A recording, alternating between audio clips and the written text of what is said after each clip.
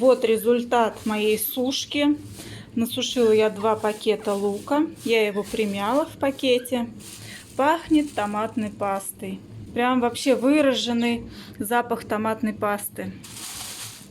Вот здесь мне надо пропылесосить пылесосом, убрать вот этот весь мусор, чтобы туда ничего не забилось. Надо же как?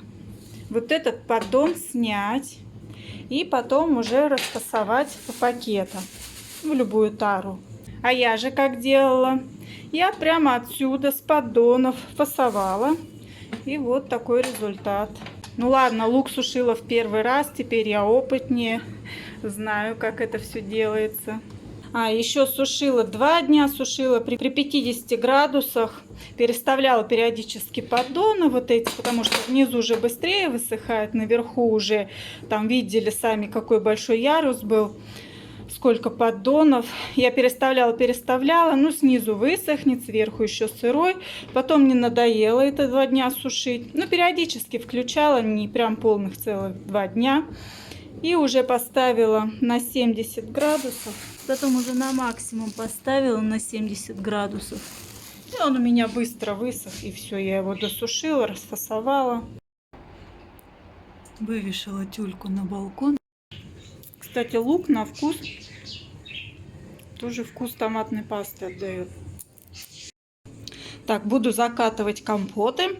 У меня здесь черноплодная, красная рябина, виноград, несколько штучек я кинула. Кстати, с виноградом и с грушей очень вкусный компот получается.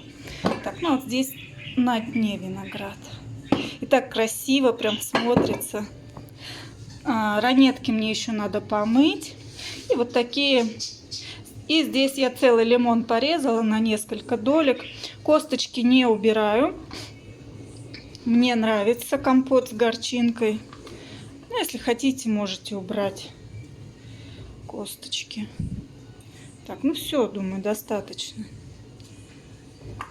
Так, и вот эти шляпки закину. А это оставлю. Так, вот такая красота в банке. Запах лимончиком пахнет. Вкусняха. Кладу еще мяту, но все на вкус. И на дно можно, если есть целые палочки корицы, то можно небольшие кусочки корицы тоже положить. Ну, тоже все на вкус. Достала еще 2 банки 3-литровые, ну, потому что ранеток получилось много. Я их уже намочила, они уже храниться не будут. Ну, вот просто будет компот у меня с лимончиком, с мятой и с ранетками. Много ранеток класть в банку тоже, ну, мы же делаем компот. Как вот в этой баночке получается, что здесь одни ягоды, да, ранетки. А где сока получится там совсем-совсем немного. Все, теперь буду заливать кипятком баночки. Они у меня постоят минут 20. Банки у меня просто чистые. Чистые крышки, банки. Я их не стерилизовала. У меня еще ведь крышек мало. Вот таких всего 3 новых. А старыми крышками я уже боюсь закатывать. Потому что, наверное, 2 года подряд, как только крышкой старой закрою баночку, все, она у меня начинает вытекать. Потому что, когда я крышку не могу открыть, я беру открывашку, поддеваю и открываю. Ну, естественно, такая крышка уже не так герметично закрывает банку, поэтому я прям вот боюсь. А вчера ведь ходила по магазину, по всем магазинам прошлась, даже снимала эти крышки. Крышка винтовая 69, 75, 79. Под закрутку 119 стоит, 50 штук. Такие сколько? Вот стерилизатор для банок 53. Закрутка 200. Открывалка. Не вижу цену. 45, наверное. Нет, это для слива. Для слива. 58. Ключ открывалка, наверное, такая. Да. И вот. А у самой осталось ровно 3 крышечки. Ну, как, впрочем, я и планировала закатать 3 баночки. Ну, вот, ранеток много. Ну, Ну, закатаю старыми. Сейчас вот эту отмою. Постоят у меня, они же при комнатной температуре стоят. Оставлю эти банки дома. Что-то как-то странно, у меня посудомойка загудела. Никогда она так не гудела. Все, перестала. Перестала гудеть, все нормально вроде. Слушайте, заказала вот такой цикорий жидкий. На Wildberries заказывала. Очень он мне понравился. Вот то, что сейчас продается в порошковом виде в магазине, это вообще... О, опять загудела. Остановить ее, не знаю. Так, нажала на паузу. Не знаю, что там.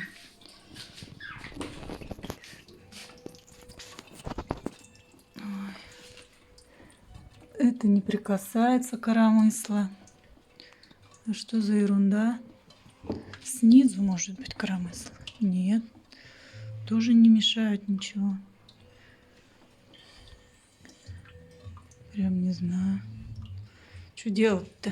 Дальше стирать посуду. Сейчас опять нормально стало. Погудела, я ее включила. И опять все нормально. Где-то вот здесь наверху что-то там гудит. Ну и вот цикорий. Вот такой жидкий, намного лучше, вкуснее.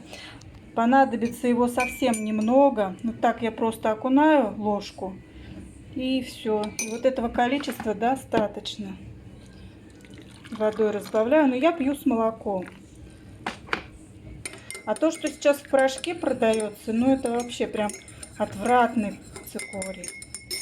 А вот этот вот мне очень нравится. Ну, он с разными вкусами есть. Этот с боярышником, есть просто без всяких вкусов, классический. Но его хотя бы не противно пить. Нормальный цикорий, хороший.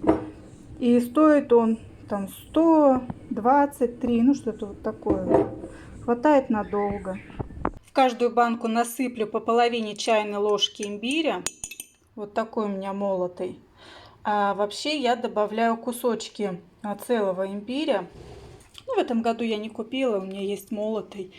Вот добавляю. Если еще в компот добавить 2 гвоздички, 2 штучки гвоздички на 3-литровую банку. Так, потом что я еще добавляла? Кусочек целой корицы, тоже по вкусу. Вот такого имбиря и лимона, то получается вкус как пунш Изабелла получается. А еще, по-моему, я добавляла по 2 штучки перца горошка душистого, такого большого. Ну, у меня в данный момент нет корицы никакой, ни молотой, ни целой. Поэтому вот добавила только имбирь молотый. Ну и все, гвоздику не буду добавлять. Не, ну хотя что не буду-то, да, она же есть. Добавлю по 2 штучки. Раз. Сюда 2 штучки и сюда 1. И перец горошком добавлю по 2 штучки. Сюда 2. Вода кипит, бурлит. Разливаю кипяток по банкам. Вот так потихонечку.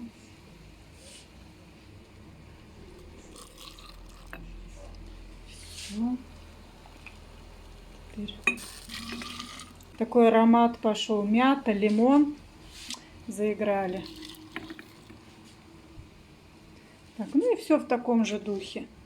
А потом, когда в кастрюле воды станет меньше, я уже прямо из кастрюли разолью. Кипяток разлила по банкам до самого горлышка. Кипяток переливаю и накрываю крышками. Оставляю на 20 минут. Посмотрите, какая красота, да? Красиво вообще. С рябиной, с красной я первый раз компот закатываю. Через 20 минут сливаю воду обратно в кастрюлю. Воду слила назад в кастрюлю, добавляю сахарный песок. Здесь у меня вода из 3-литровой банки и из 1-литровой банки. На 1-литровую банку я добавляю 150 граммов сахара. На 3-литровую, не менее 250, я добавила 300 граммов сахара. Все перемешиваю. И жду, пока вода покипит, минутки 2-3. Интересно, в этой кастрюле у меня такая пенка образовалась, а в этой нет. Перед закруткой обязательно стерилизую крышки. Все, вода покипит, минутки 2-3, и я буду заливать банки.